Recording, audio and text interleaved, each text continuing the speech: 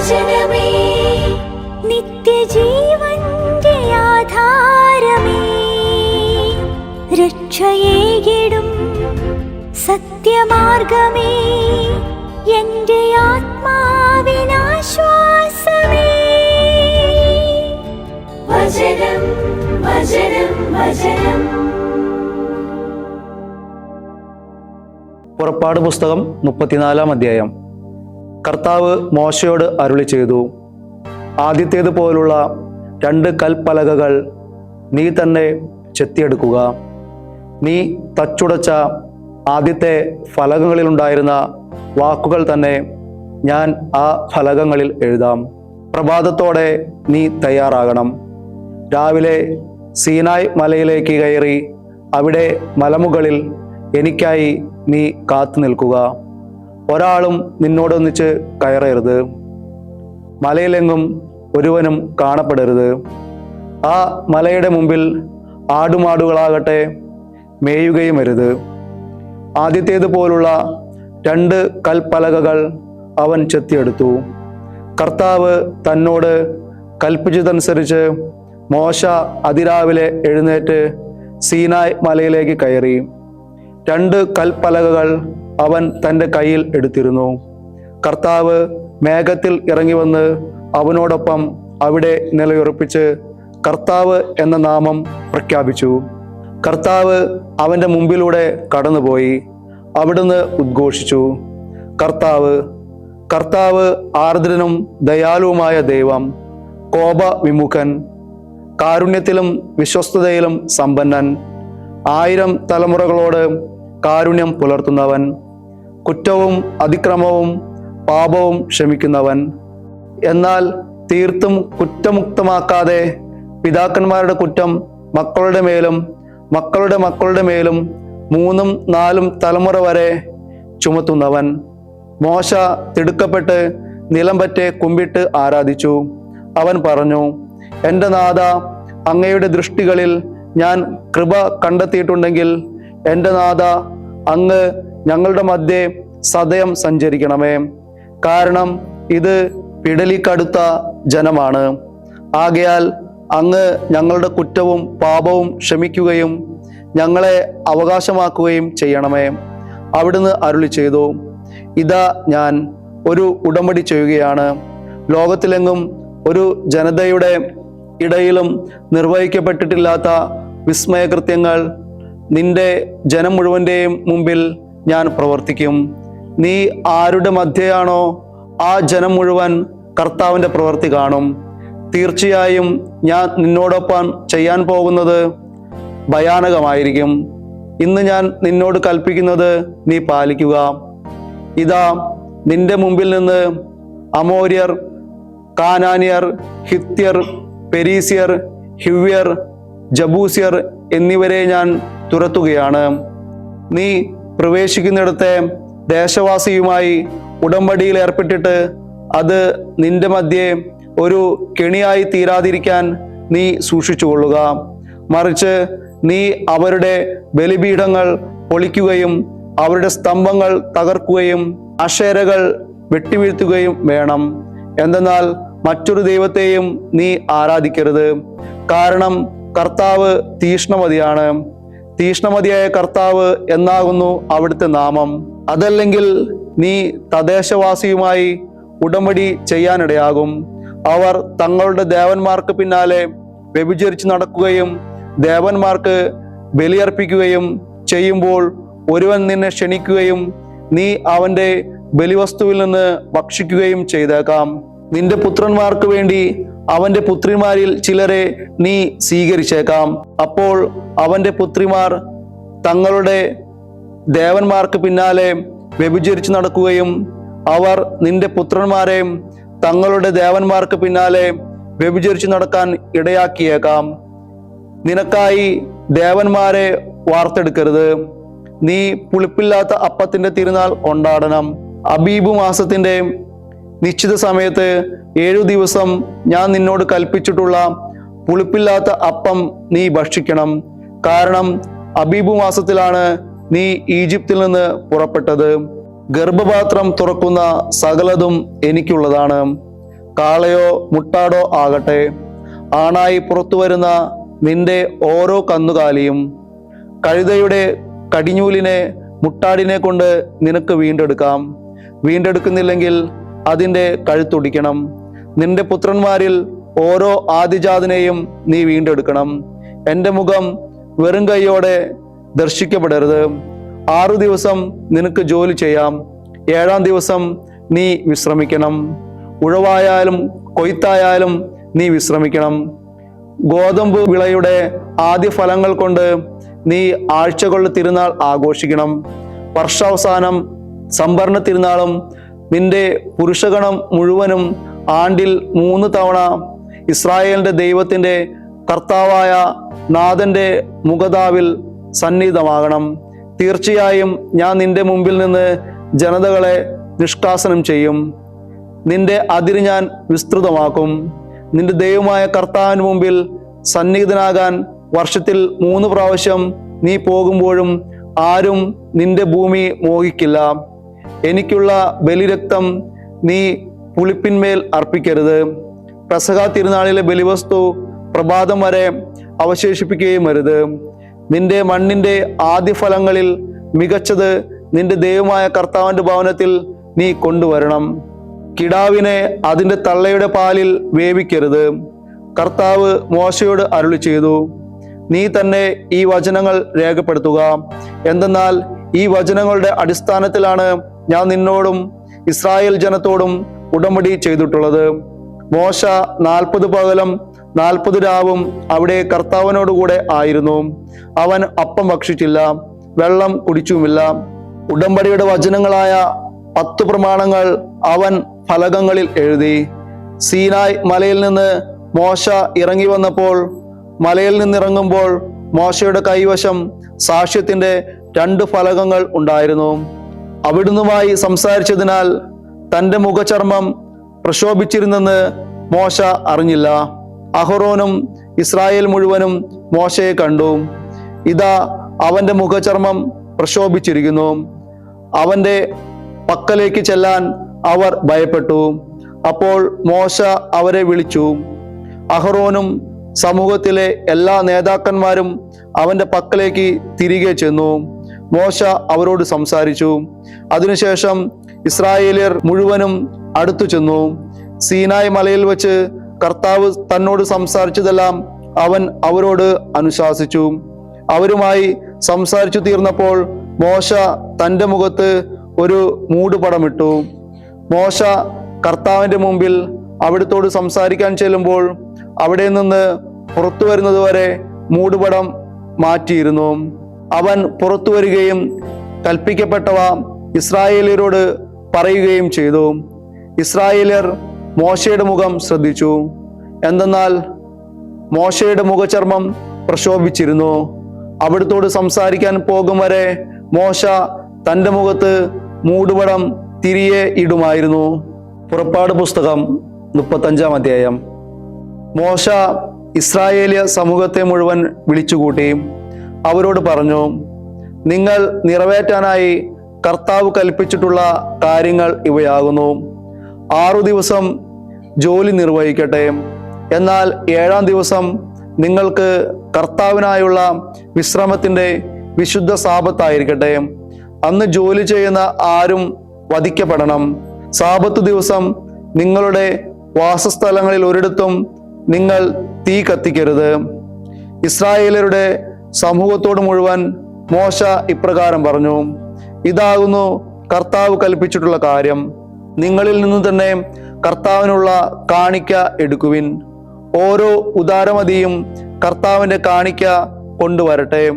സ്വർണം, വെള്ളി, പിച്ചള, നീല, ധൂമ്ര, കടും ചമപ്പ് നൂലുകൾ, ചണനൂലുകൾ, കോലാട്ടിൻ രോമം, ഊറക്കിട്ട മുട്ടാടിൻ തോലുകൾ, നിലക്കരടി തോലുകൾ, കരുവേലത്തടികൾ, ദീപത്തിനുള്ള എണ്ണ, അഭിഷേക തൈലത്തിനും പരിമള ധൂപത്തിനുമുള്ള സുഗന്ധദ്രവ്യങ്ങൾ, പ്രധാനയങ്കിക്കും ഉരസ്ത്രാണത്തിനുമുള്ള ഗോമേതക രത്നങ്ങൾ, പൂർണ്ണരത്നങ്ങൾ എന്നിവ. ജ്ഞാനമതിയായി നിങ്ങളിലുള്ള ഓരോരുത്തരും വന്ന് കർത്താവ് കൽപ്പിച്ചിട്ടുള്ളതെല്ലാം ഉണ്ടാക്കണം. അതായത് ആലയം, അതിൻ്റെ കൂടാരവും ആവരണവും ക്രാസികളും കൊളുത്തുകളും അഴികളും തൂണുകളും പാദകുടങ്ങളും പേടകവും അതിൻ്റെ ദണ്ടുകളും കൃപാസനവും വിരിയാനുള്ള തിരശീലയും മേശയും അതിൻ്റെ തണ്ടുകളും എല്ലാ ഉപകരണങ്ങളും സാന്നിധ്യത്തിൻ്റെ അപ്പവും ദീപത്തിനുള്ള വിളക്കുകാലും അതിൻ്റെ ഉപകരണങ്ങളും തിരിനാളങ്ങളും വിളക്കെണ്ണയും ധൂപന ബലിപീഠവും അതിൻ്റെ തണ്ടുകളും അഭിഷേക തൈലവും പരിമള ധൂപവും ആലയ വാതിലിനുള്ള കവാടവിരിയും ഹോമബലിപീഠം അതിനുള്ള പിച്ചള ചട്ടടുപ്പ് അതിൻ്റെ തണ്ടുകളും എല്ലാ ഉപകരണങ്ങളും ക്ഷാളനപാത്രവും അതിൻ്റെ പീഠവും അങ്കണമറകൾ അതിൻ്റെ തൂണുകളും പാദകുടങ്ങളും അങ്കണ കവാടത്തിനുള്ള വിരിയും ആലയത്തിൻ്റെ കുറ്റികൾ അങ്കണത്തിൻ്റെ കുറ്റികൾ അവയുടെ കയറുകൾ വിശുദ്ധ സ്ഥലത്ത് ശുശ്രൂഷയ്ക്ക് വേണ്ട തൊങ്ങൽ വസ്ത്രങ്ങൾ പുരോഹിതനായ അഹറോന് വേണ്ട വിശുദ്ധ വസ്ത്രങ്ങൾ പുരോഹിത വൃത്തി ചെയ്യേണ്ടതിന് അവൻ്റെ പുത്രന്മാർക്ക് വേണ്ട വസ്ത്രങ്ങൾ എന്നിവ. മോശയുടെ മുമ്പിൽ നിന്ന് ഇസ്രായേലരുടെ സമൂഹം മുഴുവൻ പിരിഞ്ഞുപോയി. അവർ ഉൾപ്രേരണയുണ്ടായ ഓരോ വ്യക്തിയും മുന്നോട്ട് വന്ന് സമാഗമ കൂടാരത്തിന്റെ പണിക്കും അതിൻ്റെ വിവിധ ശുശ്രൂഷകൾക്കും വിശുദ്ധ വസ്ത്രങ്ങൾക്കും വേണ്ടി അവർ ഉൾപ്രേരണയുണ്ടായ ഓരോ വ്യക്തിയും മുന്നോട്ട് വന്നു. സമാഗമ കൂടാരത്തിന്റെ പണിക്കും അതിൻ്റെ വിവിധ ശുശ്രൂഷകൾക്കും വിശുദ്ധ വസ്ത്രങ്ങൾക്കും വേണ്ടി അവർ ആത്മപ്രചോദിതനായ ഓരോ ആളും കർത്തൃ കാണിക്ക കൊണ്ടുവന്നു. സ്ത്രീകൾക്ക് പുറമെ പുരുഷന്മാരും വന്നു. ഹൃദയം പ്രേരിപ്പിച്ചതനുസരിച്ച് അവരെല്ലാവരും സൂചിപ്പതക്കവും കർണവളയവും അങ്കുലീയവും തോൾവളയും എല്ലാത്തരം സ്വർണം ഉരുപ്പിടിയും കൊണ്ടുവന്നു. അങ്ങനെ ഓരോരുത്തരും കർത്താവിന് സ്വർണ നിരാജനം ഒഴിഞ്ഞു. ഓരോരുത്തരും തൻ്റെ പക്കൽ കണ്ടെത്തിയ സ്വർണ നീല ധൂമ്ര കടും ചമപ്പ് നൂലുകൾ പിരിച്ച ചണനൂൽ കോലാട്ടിൻ രോമം ഊറക്കിട്ട മുട്ടാടിൻതോൾ നിലക്കരടിത്തോൾ എന്നിവ കൊണ്ടുവന്നു. വെള്ളിയോ പിച്ചളയോ കാണിക്കയായി നേർന്നിരുന്ന എല്ലാവരും കർത്താവിനുള്ള കാണിക്ക കൊണ്ടുവന്നു. തൻ്റെ പക്കൽ കണ്ടെത്തപ്പെട്ട കരുവേലത്തടി ശുശ്രൂഷ സംബന്ധിതമായ വിവിധ ജോലികൾക്കായി ഓരോരുത്തരും കൊണ്ടുവന്നു. ജ്ഞാനമതിയായ ഓരോ സ്ത്രീയും സ്വന്തം കൈകൊണ്ട് നൂലുണ്ടാക്കി. നീല ധൂമ്ര കടും ചുമപ്പ് നൂലുകളും പിരിച്ച ചണവും കൊണ്ടുവന്നു. ജ്ഞാനം കൊണ്ട് ഉൾപ്രേരണയുണ്ടായ എല്ലാ സ്ത്രീകളും കോലാട്ടിൻ രോമം കൊണ്ട് നൂലുണ്ടാക്കി. എഫോദിനും പുരസ്ത്രാണത്തിനും വേണ്ടിയുള്ള ഗോമേതക രത്നങ്ങളും പൂർണ്ണരത്നങ്ങളും പ്രമാണികൾ കൊണ്ടുവന്നു. കൂടാതെ ദീപത്തിനും അഭിഷേക തൈലത്തിനും പരിമള ധൂപനത്തിനും ആവശ്യമായ സുഗന്ധദ്രവ്യവും എണ്ണയും മോശയുടെ കരത്താൽ നിർവഹിക്കാൻ കർത്താവ് ആജ്ഞാപിച്ച എല്ലാ ജോലികൾക്കുമായി കൊണ്ടുവരാൻ തങ്ങളുടെ ഹൃദയം പ്രചോദിപ്പിച്ച സ്വാഭിഷ്ട കാഴ്ച ഇസ്രായേലരായ ഓരോ സ്ത്രീയും പുരുഷനും കർത്താവിന് കൊണ്ടുവന്നു. മോശ ഇസ്രായേലരോട് പറഞ്ഞു, നോക്കൂ, യൂദാ ഗോത്രത്തിൽപ്പെട്ട ഹൂറിന്റെ പുത്രനായ ഊറിയുടെ മകൻ ബസാലേലിനെ കർത്താവ് പേരു ചൊല്ലി വിളിച്ചിരിക്കുന്നു. അവിടുന്ന് അവനെ ജ്ഞാനത്തിലും ബുദ്ധിയിലും അറിവിലും എല്ലാത്തരം ശില്പവൈദഗ്ധ്യത്തിലും ദൈവ ചൈതന്യ സമ്പൂർണനാക്കിയിരിക്കുന്നു. ഇത് അവൻ ചിത്രപ്പണികൾ ആസൂത്രണം ചെയ്ത് സ്വർണത്തിലും വെള്ളിയിലും പിച്ചളയിലും നിർവഹിക്കുന്നതിനും രത്നത്തിന്റെ ചെത്തുപണികളിലും തടിയുടെ കൊത്തുപണികളിലും പൂർണ്ണത വരുത്തുന്നതിനും എല്ലാ ചിത്രപ്പണി വൈദഗ്ധ്യത്തിലും വ്യാപരിക്കുന്നതിനും വേണ്ടിയാണ്. മാത്രമല്ല മറ്റുള്ളവരെ പഠിപ്പിക്കുന്നതിനു വേണ്ടി അവിടുന്ന് അത് അവന്റെയും ദാൻ ഗോത്രത്തിൽപ്പെട്ട അഗ്സമാക്കിന്റെ പുത്രൻ ഒഹോലിയാബിന്റെയും ഹൃദയത്തിൽ നിക്ഷേപിച്ചിരിക്കുന്നു. എല്ലാ ജോലിയും നിർവഹിക്കുന്നവരും ചിത്രപ്പണി വിദഗ്ധരുമായ കൊത്തുപണിക്കാരന്റെയും കരകൗശലക്കാരന്റെയും ചിത്രത്തുന്നൽക്കാരന്റെയും നെയ്ത്തുകാരന്റെയും എല്ലാ പണിയും നീല ധൂമ്ര കടും ചെമപ്പു നൂലിലും ചണത്തിലും ചെയ്യുന്നതിന് അവിടുന്ന് അവരെ ജ്ഞാനമതികളാക്കിയിരിക്കുന്നു. 62-ാം സങ്കീർത്തനം. എൻ്റെ ആത്മാവ് പ്രശാന്തമായിരിക്കുന്നത് ദൈവോന്മുഖമായി മാത്രം. എൻ്റെ രക്ഷ അവിടുന്ന് നിന്നാണ്. എൻ്റെ പാറയും എൻ്റെ രക്ഷയും എൻ്റെ കോട്ടയും അവിടുന്ന് മാത്രം. ഞാൻ ഏറെ കുലുങ്ങുകയില്ല. ചരിഞ്ഞ മതിലോ ആടുന്ന വേലിയോ എന്ന പോലെ നിങ്ങളെല്ലാവരും ഒരുവന്റെ മേൽ എത്ര കാലം ചാടി വീണ് അവനെ ഞെരിക്കും. അവൻ്റെ ഔന്നിത്യത്തിൽ നിന്ന് അവനെ തള്ളിയിറക്കാൻ മാത്രമാണ് അവർ ആലോചിക്കുന്നത്. അവർ വ്യാജം ഇഷ്ടപ്പെടുന്നു, വായ്കൊണ്ട് അനുഗ്രഹിക്കുന്നു, തങ്ങളുടെ ഉള്ളുകൊണ്ട് ശപിക്കുന്നു. എൻ്റെ ആത്മാവേ, ദൈവത്തിനായി മാത്രം പ്രശാന്തമായിരിക്കുക. എന്തെന്നാൽ അവിടെ നിന്നാണ് എൻ്റെ പ്രത്യാശ. എൻ്റെ പാറയും എൻ്റെ രക്ഷയും എൻ്റെ കോട്ടയും അവിടുന്ന് മാത്രം. ഞാൻ കുലുങ്ങുകയില്ല. ദൈവത്തിന്മേലാണ് എൻ്റെ രക്ഷയും മഹത്വവും. എൻ്റെ ശക്തിയുടെ പാറയും എൻ്റെ സങ്കേതവും ദൈവത്തിലാണ്. ജനമേ, എല്ലാ നേരവും അവിടുന്നിൽ ആശ്രയിക്കുവിൻ. അവിടുത്തെ മുമ്പിൽ നിങ്ങളുടെ ഹൃദയം ചൊരിയുവിൻ. ദൈവമാണ് നമുക്ക് അഭയകേന്ദ്രം. സാധാരണക്കാർ ഒരു ശ്വാസം മാത്രം, ഉന്നതർ മിഥ്യയും. ഒരുമിച്ച് തുലാസിൽ കയറ്റാനായാലും അവർ മിഥ്യയേക്കാൾ തുച്ഛം. നിങ്ങൾ ചൂഷണത്തിൽ ആശ്രയിക്കരുത്, കവർച്ചയിൽ വ്യാമോഹം പുലർത്തരുത്. സമ്പത്ത് സമൃദ്ധമായി കൊള്ളട്ടെ, നിങ്ങൾ അതിൽ ഹൃദയം നിക്ഷേപിക്കരുത്. ഒരു പ്രാവശ്യം ദൈവം സംസാരിച്ചു, 2 പ്രാവശ്യം ഞാൻ ഇത് കേട്ടു. തീർച്ചയായും ശക്തി ദൈവത്തിൻ്റെതാണ്. നാഥ, കാരുണ്യം അങ്ങയുടേതാണ്.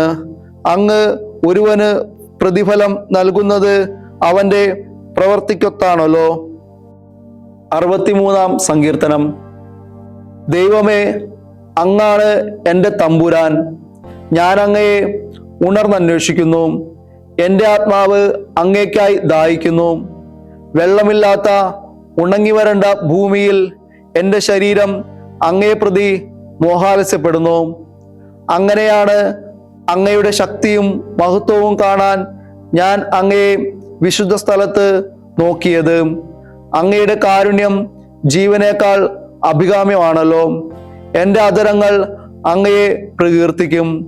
അതെ, എൻ്റെ ജീവിതത്തിൽ ഞാൻ അങ്ങയെ വാഴ്ത്തും. അങ്ങയുടെ നാമത്തിൽ ഞാൻ കരതലമുയർത്തും. മജ്ജയും മേധസ്സും കൊണ്ടെന്ന പോലെ എൻ്റെ ആത്മാവ് സംതൃപ്തിയടയും. ആരവങ്ങൾ ഉതിർക്കുന്ന അധരങ്ങൾ കൊണ്ട് എൻ്റെ വായ് സ്തുതിക്കും. എൻ്റെ കിടക്കയിൽ ഞാൻ അങ്ങയെ ഓർക്കുമ്പോഴെല്ലാം രാത്രിയാമങ്ങളിൽ അങ്ങയെക്കുറിച്ച് ഞാൻ ധ്യാനിച്ചിരിക്കും. അങ്ങ് എനിക്ക് സഹായമായതുകൊണ്ട് അങ്ങയുടെ ചിറകിൻ തണലിൽ ഞാൻ ആരവമുതിർക്കും. എൻ്റെ ആത്മാവ് അങ്ങയോട് ഒട്ടിച്ചേരും. അങ്ങയുടെ വലത്തുകൈ എന്നെ താങ്ങട്ടെ. നശിപ്പിക്കാനായി എൻ്റെ ജീവൻ തേടുന്നവർ ഭൂമിയുടെ അഗാധങ്ങളിൽ എത്തും. അവർ അവരെ വാളിന്റെ ശക്തിക്ക് വിട്ടുകൊടുക്കും. അവർ കുറുനരികളുടെ ഭക്ഷണമാകും. എന്നാൽ രാജാവ് ദൈവത്തിൽ സന്തോഷിക്കും. അവിടുത്തെ കൊണ്ട് ശബ്ദം ചെയ്യുന്ന എല്ലാവരും അഭിമാനം കൊള്ളും. നുണയരുടെ വായ് നിശ്ചയമായും അടഞ്ഞുപോകും. വിശുദ്ധ മർക്കോസ് എഴുതിയ സുവിശേഷം 5-ാം അധ്യായം 1 മുതൽ 20 വരെയുള്ള തിരുവചനങ്ങൾ. അവർ കടലിന്റെ മറുകരയിൽ ഗെരസേനരുടെ ദേശത്തെത്തി. അവൻ വഞ്ചിയിൽ നിന്ന് ഇറങ്ങിയ ഉടനെ അശുദ്ധാത്മാവുള്ള ഒരു മനുഷ്യൻ ശവകുടീരങ്ങൾക്കിടയിൽ നിന്ന് അവന്റെ നേരെ വന്നു. ശവകുടീരങ്ങൾക്കിടയിൽ താമസിച്ചിരുന്ന അവനെ ചങ്ങല കൊണ്ടുപോലും ബന്ധിച്ചിടാൻ ആർക്കും കഴിഞ്ഞിരുന്നില്ല. പലപ്പോഴും അവനെ കാൽവിലങ്ങുകളാലും ചങ്ങലകളാലും ബന്ധിച്ചിരുന്നെങ്കിലും അവൻ ചങ്ങലകൾ വലിച്ചു പൊട്ടിക്കുകയും കാൽവിലങ്ങുകൾ തകർത്തുകൊള്ളുകയും ചെയ്തിരുന്നു.